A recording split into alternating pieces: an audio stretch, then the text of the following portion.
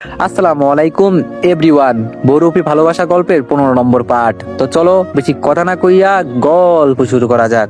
কিছুক্ষণ পর পিচ্চি মেয়েটা দরজা দিয়ে বের হলো। পিচ্চি মেয়েটার পিছনে আমি রিমিকে দেখে একটু অবাক হলাম। তবে রিমির চেহারা আগের থেকে অনেকটাই পরিবর্তন হয়ে গেছে।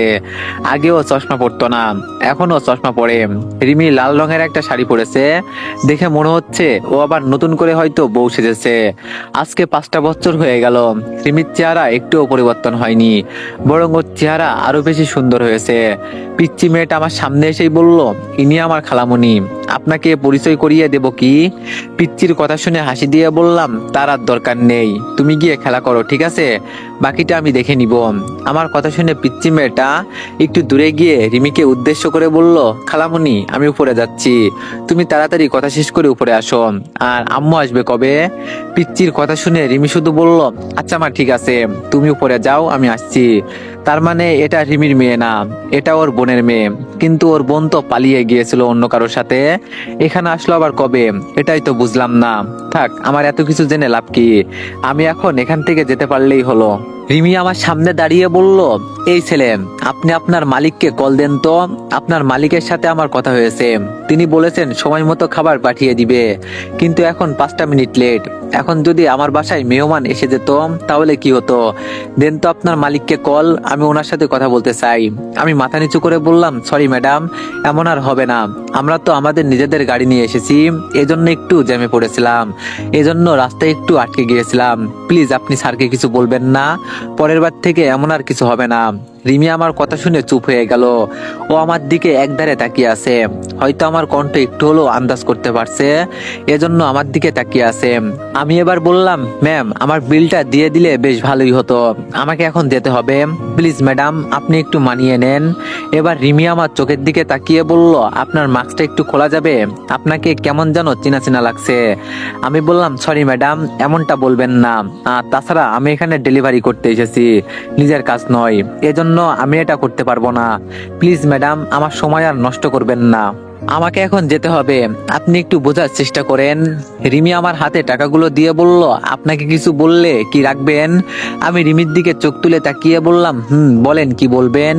হঠাৎ করে কর্মচারী ছেলেটা এসে বলল, রিফাত ভাই আমার এখন যেতে হবে, স্যার বলেছেন আমি যেন গাড়ি নিয়ে চলে যাই, আর আমাদের অন্য জায়গায় যেতে হবে, স্যার বলেছেন আপনাকে নাকি উনি ঠিকানা দিবেন, আপনি ওখানে চলে যাবেন। তাহলে কি আমি যাব গাড়ি নিয়ে? ছেলেটার দিকে তাকিয়ে বললাম, তুমি আমার নামটাও জানো না, আর এভাবে হঠাৎ করে কারোর সামনে আমার নাম নিয়ে ডাকবে না, নইলে কিন্তু আমি কি করব জানো তো? ছেলেটা ভয় পেয়ে বলল, সরি স্যার, আর এমন হবে না। আমি বললাম, স্যার বলতে হবে না, ভাইয়াই ঠিক আছে, এখন যাও, আমি আসছি। আমার কথা শুনে ছেলেটা গাড়ি নিয়ে চলে গেল। রিমি আমার দিকে মায়াবী দৃষ্টিতে তাকিয়ে বলল, কেন তুমি আমার সাথে এমন করলে? আমার কি এতই দোষ ছিল? রিমির কথা শুনে আমি বললাম, আপনার হয়তো কোনো জায়গায় ভুল হচ্ছে ম্যাডাম, আচ্ছা আমি গেলাম ম্যাম, আর আমরা যে কোনো মুহূর্তে আপনাদের সেবায় নিয়োজিত। এই কথা বলে আমি পিছন ফিরে হাঁটতে লাগলাম। হঠাৎ করে পিছন থেকে কে জানি আওয়াজ করে বলল, রিফাত তুমি একটু দাঁড়াও, আমার তোমার সাথে কথা আছে। আমি তাও পিছনে ফিরে তাকিয়ে দেখলাম না, আমি আমার মতো করে হাঁটতে লাগলাম। আবার পিছন থেকে আওয়াজ আসলো, রিফাত আমি তোমার মায়ের সমান, আজকে যদি আমি তোমার মা হতাম তাহলে কি আমার কথা তুমি ফেলতে পারতে? এবার আমি পিছনে তাকিয়ে দেখি দূর থেকে রিমির আম্মু দাঁড়িয়ে আমাকে উদ্দেশ্য করে এই কথাগুলো বলল। রিমির আম্মু আমার কাছে এসেই বলল, তুমি বেঁচে আছো বাবা, আর আমাদের বলা হয়েছে তুমি মৃত। আমি বললাম, আন্টি আমি শুধু আপনার কথা শুনে দাঁড়ালাম, আর তাছাড়া আমি মৃত নাকি জীবিত তা দিয়ে আপনি কি করবেন? আমাকে আমার মতোই থাকতে দেন প্লিজ, আমি তোমার শাশুড়ি, আর আমাকে এখন তুমি আন্টি বানিয়ে ফেললে। আমি বললাম, শাশুড়ি ছিলেন আগে, এখন আপনি আমার মায়ের সমতুল্য, এজন্য আন্টি। রিমির আম্মু আমার কথা শুনে উনি আমার মুখ থেকে মাস্ক সরিয়ে আমাকে জড়িয়ে ধরে কান্না করতে লাগলো। উনি বলতে লাগলেন, আমার তো বিশ্বাসই হচ্ছে না তুমি বেঁচে আছো, তোমাকে এতদিন পর দেখে আমি যে কতটা খুশি হয়েছি বলার বাইরে। রিমির আম্মুকে কোনো মতে ছাড়িয়ে বললাম, আমার অফিসের অনেক কাজ পড়ে আছে, আমাকে এখন যেতে হবে। আমি গেলাম, আর এতদিন পর আপনাকে দেখে আমার খুব ভালো লেগেছে, আজকে আসি, ভালো থাকবেন। এই কথা বলেই আন্টি আমার হাত ধরে বলল, 5 মিনিট ভিতরে আসবে প্লিজ, পরে তুমি চলে যাবে, তোমাকে আটকাবো না। আমি বললাম, আমার কাছে এতটা সময় নেই, আমাকে যেতে হবে। আন্টি বলল, তোমার পা ধরে এখন অনুরোধ করতে হবে। আমি বললাম, এভাবে বলবেন না আন্টি। রিমির আম্মু আমার হাত ধরে টেনে ভিতরে নিয়ে যেতে যেতে বলল, তাহলে এসেই গেলে আমাদের বাসায়। হঠাৎ করে আমার নজর গেল রিমির দিকে। রিমির চোখগুলো কেমন যেন লাল হয়ে আছে, দেখে মনে হচ্ছে ও যেন অনেক কান্না করেছে। আমি ভিতরে গিয়ে সোফায় বসতেই আন্টি বলল, বাবা একটা কথা জিজ্ঞেস করব। আমি বললাম, আপনি কি জিজ্ঞেস করবেন? আমার জানা আছে আন্টি। এই কথাই তো বলবেন যে আমি কেন এই মৃত হবার বাহানা করছি। জানেন আন্টি, আমি আমার গ্রামের এলাকা ছেড়ে পালিয়ে আসছি আমার চাচাতো ভাই বোনের কারণে। ওরা আমার বাবাকে মেরেছে, আমাকেও মেরে ফেলতো যদি আমি ওখানে থাকতাম। এই শহরে পালিয়ে আসছিলাম নিজেকে বাঁচানোর জন্য, কিন্তু আপনার মেয়েকে বিয়ে করে আমার জীবনটাই বরবাদ হয়ে গেল। বারবার শুধু মরতে মরতে বেঁচে যাই। খুব করে আপনার মেয়েকে আমি ভালোবাসতাম, কিন্তু অন্য কারোর সাথে রিলেশনশিপে ছিল, এজন্য আমি ওর পিছু ছেড়ে দিয়েছি। আর কত বলেন, আমার আর ভালো লাগছিল না। তারপর নিজেকে নিজে শেষ করতে ঘুমের ওষুধ খাই। এরপরও আমি বেঁচে গেলাম, আর আপনাদের হাত থেকে আবার নতুন করে বাঁচতে নিজেকে মৃত ঘোষণা করলাম। জানেন আন্টি, আমার এই কষ্টগুলো আর সহ্য হচ্ছিল না। কি করব বলেন? আমার কথা শুনে আন্টি গিয়ে রিমির চুল ধরে রিমির গালে জোরে জোরে চড় দিতে লাগলো, আর বলতে লাগলো, আজকে থেকে তুই আমার মেয়ে নয়। তোর কারণে এই ছেলে বেঁচে থেকেও নিজেকে মৃত বলেছে। আজকে থেকে তুই আমার মেয়ে না। তুই কোথায় যাবি যা। যেই দিন থেকে তুই তোর পুরাতন স্বামী নিয়ে আসবি এই বাসায়, সেই দিনের পর থেকে তুই এই বাসায় জায়গা পাবি। এখন আমার বাড়ি থেকে বের হয়ে যা। পরিস্থিতি এইরকম খারাপের দিকে যেতে লাগলো। এজন্য আমি উঠে রিমির আম্মুকে আটকে বললাম, প্লিজ আপনি এইসব বাদ দেন তো। ও এখন বড় হয়েছে, ওকে এভাবে মারা ঠিক হবে না। আন্টি সোফার এক কোনায় বসে কান্না করতে করতে বলল, এই দুইটা মেয়েই আমার সবকিছু। একটা মেয়ে পালিয়ে চলে গেল, ওর আশা বাদ দিলাম, কিন্তু ও কি করলো? যদি ছোট মেয়ের মতো পালিয়ে যেত, তাও তো বলতাম ভালোবাসার মানুষের সাথে পালিয়ে গেছে, মনটা তো একটু হলেও বুঝতো। কিন্তু আজকে ওর কারণে তোমার এই অবস্থা। ওকে এটা চিন্তা করে নাই বিয়ের পর তার স্বামী একমাত্র সবকিছু? নইলেও এমন কেন করলো তোমার সাথে? এই কথা বলে রিমির আম্মু কান্না করছে। আমি মনে মনে বললাম, সত্যি রিমির আম্মু অনেক ভালো একটা মহিলা, উনার মতো মানুষ আমি আজ পর্যন্ত দেখি নাই। হঠাৎ করে রিমি আমার সামনে এসে আমার পায়ের কাছে বসে দুই হাত দিয়ে আমার পা জড়িয়ে ধরে কান্না করতে করতে বলল, আমি আমার জীবনে অনেক ভুল করেছি, আমি আপনাকে কষ্ট দিয়েছি, জানি এই অপরাধের ক্ষমা নাই আমার। তাও বলছি, আপনি আমাকে মাফ করে দেন। আমার এইরকম ভুল আর কখনো হবে না। আমি জানি আপনি আমাকে ফিরিয়ে দিবেন না, কারণ আমি আপনার বিয়ে করা বউ। জীবনে যাই করেছি, দরকার হলে আপনি আমাকে শাস্তি দেন। এই 5 বছরে আমি আপনার জন্য অনেক কান্না করেছি। আমি জীবনে আর কখনো আমার সাথে কারো জীবন জড়াতে চাই নাই, এজন্য আজ পর্যন্ত আমি বিয়ে করি নাই। আজকে আম্মুর জোরাজোরির কারণে ছেলেপক্ষ আমাকে দেখতে আসছে, তবে এমনটা আর হবে না।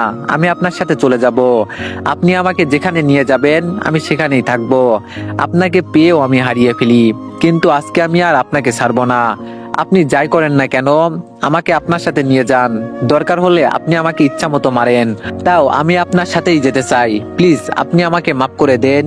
রিমির সাথে আন্টিও পাশ থেকে বলল, যদি দরকার হয় তুই এক পেয়ে সারাদিন দাঁড়িয়ে থাকবি, তাও তুই তোর স্বামীর হাত ছাড়বি না। আমি তোর জন্য আর অনুরোধ করতে পারবো না, যা করার এখন তোরই করতে হবে। এই কথা বলে রিমির আম্মু চুপ হয়ে গেল। রিমি আমার পা এমন ভাবে জড়িয়ে ধরেছে যেন মনে হচ্ছে আমার পা আর কখনো ছাড়বে না, আর রিমি একধারে কান্না করেই যাচ্ছে। আমি এখন কি করব এটাই বুঝতে পারছি না। রিমির হাত টেনে ধরে বললাম, আমাকে প্লিজ ছাড়েন, আমার যেতে হবে। আমার কথা শুনে রিমির আম্মু দাঁড়িয়ে রিমিকে বলল, তুই এই এক কাপড়ে তুই তোর স্বামীর সাথে ওর বাসায় যাবি। যেদিন তোর স্বামী তোরে মেনে নিবে সেই দিন তুই এই বাসায় আসবি, তার আগে নয়। এই কথা বলে রিমির আম্মু আমার কাছে আসলো, আমার মাথায় হাত দিয়ে বলল, আমার মেয়েটাকে একটা সুযোগ দাও প্লিজ। আমি আমার মেয়েকে প্রতি রাতে কান্না করতে দেখেছি তোমার জন্য। বিশ্বাস না হলে তুমি ওর রুমে গিয়ে দেখো, এখনো তোমার একটা ছবি ঝোলানো আছে ওর রুমের সামনে। ওই ছবির দিকে তাকিয়ে ও খুব কান্না করে। প্লিজ বাবা, আমার মেয়েকে মেনে নাও, আমি তোমার কাছে হাত জোর করে বলছি। এই কথা বলে রিমির আম্মু ভিতরে চলে গেল। আমি এখন কি করব বুঝতে পারছি না। রিমি আমার পা যে জড়িয়ে ধরে আছে, তা ছাড়ার আর কোনো নামগন্ধই নাই। আমি এবার বললাম, রিমি প্লিজ তুমি আমার পা ছাড়ো বলছি। রিমি কান্না করতে করতে বলল, তার আগে বলেন আপনি আমাকে আপনার সাথে নিয়ে যাবেন। আমাকে বউয়ের মর্যাদা দিতে হবে না, দরকার পড়লে আমি আপনার বাসায় কাজ করব, শুধু চাকরি করার সুযোগ দিবেন আপনি, আর কিচ্ছু লাগবে না। আমি আপনার সাথে যেতে চাই, আমাকে নিয়ে যান প্লিজ। আমি বললাম, আচ্ছা আগে আমার পা ছাড়ো বলছি। রিমি বলল, আপনি আমাকে ফেলে চলে যাবেন পরে। এবার আমি ধমক দিয়ে বললাম, এই তোমাকে বলছি না আমার পা ছাড়তে। রিমি আমার পা ছেড়ে দাঁড়িয়ে থেকে কান্না করছে।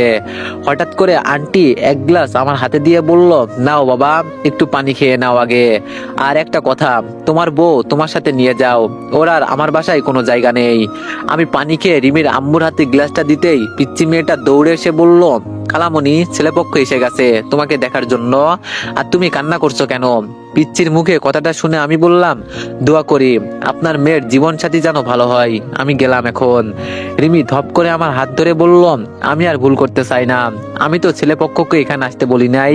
আম্মু বলছে আমি আপনার সাথে যাব, আমাকে এখন মারলেও আমি আপনার হাত ছাড়বো না। আন্টি আমার দিকে তাকিয়ে হাসি দিয়ে বলল, ওদের আমি বাইর থেকে বিদায় করে দিচ্ছি। তা জামাই, তুমি থাকবে নাকি চলে যাবে? মনে মনে বললাম, কোথায় যে এসে ফেসে গেলাম এটাই বলতে পারছি না। আমি কোনোভাবেই রিমির হাত ছাড়াতে পারছি না। শেষে কোনো উপায় না দেখে বললাম, ঠিক আছে, তুমি আমার সাথে চলো, তবে কোনো ঝামেলা করবে না। যদি আমার মতো চেঞ্জ হও তো পরে এই বিষয়ে চিন্তা করব। রিমি আমার হাত ছেড়ে বলল, এখন চলেন, আমি এখনই আপনার বাসায় যাব। আমি বললাম, আগে কাপড় চেঞ্জ করে আসো, যাও। রিমি বলল, না না, আমি আর কোথাও যাব না, আপনি পালিয়ে যাবেন। পাশ থেকে পিচ্চি মেয়েটা বলল, খালামণি, আপনি এখন কোথায় যাবেন? রিমির আম্মু ভিতরে এসে বলল, তোমার খালামণি এখন তোমার আঙ্কেলের সাথে যাবে, আর ইনি হলো তোমার আঙ্কেল। পিচ্চি মেয়েটা আমার দিকে তাকিয়ে বলল, সত্যি আপনি আমার আঙ্কেল? পিচ্চি মেয়েটাকে বললাম, মামুনি, এইসব তোমাকে পরে বলবো, এখন আমাকে যেতে হবে। আর আন্টি, রিমির আম্মু রেগে বলল, আন্টি মানে আমি তোমার কি হই? আমি বললাম, সরি আম্মা। রিমির আম্মু হাসি দিয়ে বলল, সরি বলতে হবে না। আর এই পিচ্চি মেয়েটা হলো আমার ছোট মেয়ের একমাত্র মা। ওকে আমি মেনে নিতে চাই নাই, কিন্তু ওর দিকে তাকিয়ে আর পারলাম না। আমি আর কিছু বললাম না, শুধু বললাম, আচ্ছা আমাকে এখন যেতে হবে। আর আমি রিমিকে, আন্টি বলল, রিমি, জামাই কি বলল শুনলি না তুই? ওর পিছনে পিছনে যাবি, ও যদি তোরে মেরেও ফেলতে চাই, দরকার পড়লে তুই মরবি। আমি যে এখন রিমির আম্মুকে কি বলবো এটাই বুঝতে পারছি না। এইদিকে রিমি এখন আমার পিছু ছাড়বে না। বিপদ কি আর একদিক দিয়ে আসে? সব দিক দিয়ে বিপদ আসে। রিমিকে আমি নিতে চাই নাই, কিন্তু ও আমার পা যেভাবে জড়িয়ে ধরে কান্না করছে, কি করব? তবে ওকে নিয়ে যাই, যদিও আগের থেকে পরিবর্তন হয় তাহলে ওকে রাখতে পারি, নইলে আবার বিদায় করে দিব। আমি রিমিদের বাসা থেকে বের হলাম। রিমি আমার পিছনে পিছনে আসছে। বাইরে গিয়ে একটা অটোতে বসতেই রিমি এসে আমার পাশে বসে পড়লো। ওকে বলেছিলাম কাপড় চেঞ্জ করে হাত মুখ ধুয়ে আসতে, ও আমার কথাটাই শোনে নাই। আমি পকেট থেকে রুমালটা বের করে রিমির হাতে দিলাম। রিমি আমার হাত থেকে রুমালটা নিয়ে ওর মুখ মুছতে লাগলো। আমি কিছুক্ষণ পর রিমিকে প্রশ্ন করলাম, তারপর রিমি, তোমার বয়ফ্রেন্ডের খবর কি? ও কি তোমাকে বিয়ে করতে আবার আসছিল নাকি? নাকি আমি মেরে ফেলেছি বলে তোমার মন খারাপ? একটা কথা জেনে রাখো, তুমি সবসময় আমার কাছে একদম মুক্ত। তুমি যদি চাও আমি তোমাকে ডিভোর্স দিতে পারি। এখন আর তোমার উপর আমার কোনো রকম মায়া হয় না। জীবনে আর কখনো বিয়ে করব না। আমার একদম উচিত শিক্ষা হয়ে গেছে। রিমি মাথা নিচু করে বলল, আপনার মৃত্যুর খবর শুনে আমি 3 দিন রুমের ভিতরে বন্দি ছিলাম। এই 3 দিনে আমি কিছু খাই নাই, বেহুশ হয়ে রুমে পড়েছিলাম। পরে আম্মু আর ছোট বোন আমাকে বুঝিয়েছে যে মরলে আর কি হবে, আপনি তো আর ফিরে আসবেন না। নিজেকে একরকম রুমের ভিতরে বন্দি করেই ফেলেছিলাম। চাকরি তো বাদই দিয়ে দিয়েছিলাম, কিন্তু আম্মুর কারণে আবার চাকরিতে গেলাম। তবে আমি প্রতিজ্ঞা করেছিলাম যে আপনি যেখানে আমার স্বামী হয়ে থাকতে পারেন নাই, সেখানে আমি অন্য কাউকে বিয়ে করব না। সারা জীবন একা একাই কাটিয়ে দিব। এজন্য আজ পর্যন্ত বিয়ে করি নাই। তবে আম্মু আমাকে আজকে জোর করেছে, কিন্তু আমি বিয়ে করব না কখনো। তবে আজকে আপনাকে দেখে আমার বিশ্বাস হয় নাই যে আপনি বেঁচে আছেন। আমি এখন সিদ্ধান্ত নিয়েছি, দরকার হলে আমি আপনার পায়ের কাছে পড়ে থাকবো, তবুও আমি আপনাকে ছেড়ে যাব না। আমার জীবনে কেউ নেই, একমাত্র আপনি ছাড়া। আমি অনেক ভুল করেছি আপনাকে কষ্ট দিয়ে। আপনার মন কখনো আমি বুঝি নাই, কিন্তু আপনি হারিয়ে যাওয়ার পর আমি বুঝতে পারছি আপনি কি ছিলেন আমার জীবনে। আমি মনে মনে বললাম, তাহলে কি রিমি আবার ভালো হয়ে গেল নাকি? সত্যি রিমি আগের থেকে অনেকটাই পরিবর্তন হয়ে গেছে, যেটা আমি ভাবতেও পারি নাই। অটো নিয়ে সরাসরি রিয়াদের বাসার সামনে চলে গেলাম। অটো থেকে নেমে সামনের দিকে হাঁটতে লাগলাম, আর এই দিকে রিমি আমার পিছনে পিছনে আসছে। দরজার সামনে গিয়ে কলিং বেল বাজাতেই আন্টি এসে দরজা খুলে দিল। আন্টি আমাকে দেখে প্রশ্ন করলো, আরে রিফাত যে, এতদিন পর কি মনে করে আমাদের বাসায়? আমি বললাম, আরে আন্টি, আপনি কি যে বলেন, এমনি এই রিয়াকে দেখতে এলাম। রিয়া কি বাসায় আছে? আন্টি বললাম, আছে তো, ও হয়তো ঘুমাচ্ছে। আমি বললাম, ওকে একটু ডেকে দিবেন আন্টি। আন্টি আমার কথা শুনে বলে রিমির দিকে তাকিয়ে বলল, এই মেয়েটাকে আগে কোথায় যেন দেখেছি দেখেছি মনে হচ্ছে, কিন্তু কোথায় যে দেখেছি এটাই বলতে পারছি না। আমি রিমির দিকে তাকিয়ে হাসি দিয়ে বললাম, ও আমার বিয়ে করা বউ আন্টি, ওকে তো কখনো বাসায় নিয়ে আসি নাই, দেখবেন কি করে। আন্টি আবার বলল, তুমি আবার বিয়ে করলে কবে? আমি বললাম, আপনার মেয়ে সবকিছু জানে, ওকে একটু ডেকে দেন না আন্টি। আন্টি আচ্ছা বলে ভিতরে চলে গেল। আমি পিছন ফিরে রিমির দিকে তাকাতেই ও আমার দিকে তাকিয়ে মাথা নিচু করে দিল। রিমির এই ব্যবহার দেখে আমার একটু ভালোই লাগলো। যাক, ওই একটু হলেও তো আমাকে সম্মান করে। হঠাৎ করে রিয়া একটা বাচ্চা কোলে করে আমার দিকে আসতে লাগলো। দূর থেকে আমি রিয়াকে দেখে সালাম দিয়ে বললাম, কিরে রিয়া, তুই কেমন আছোস? রিয়া আমার সালামের জবাব দিয়ে বলল, এই তো মোটামুটি ভালো আছি, তবে আজকে তোরে দেখে আমার অনেক ভালো লাগছে। আমি বললাম, এই বাচ্চাটা কি তোর? রিয়া হাসি দিয়ে বলল, আমার। আমি বাচ্চাটা কোলে নিয়ে বললাম, বা তোর মেয়ে তো ভালোই সুন্দর আছে, একদম তোর মতোই, কিন্তু তুই বিয়ে কবে করলি? রিয়া বলল, এই তো তুই চলে যাওয়ার 1 বছর পরেই বিয়ে করছি। আমি বললাম, তা উনি কোথায়? রিয়া বলল, আর বলিস না, আমার উনি এখন ঘুমাচ্ছে, সারাদিন শুধু ঘুম আর ঘুম, ডেকে দিব কি? আমি বললাম, না না, তার আর দরকার নেই।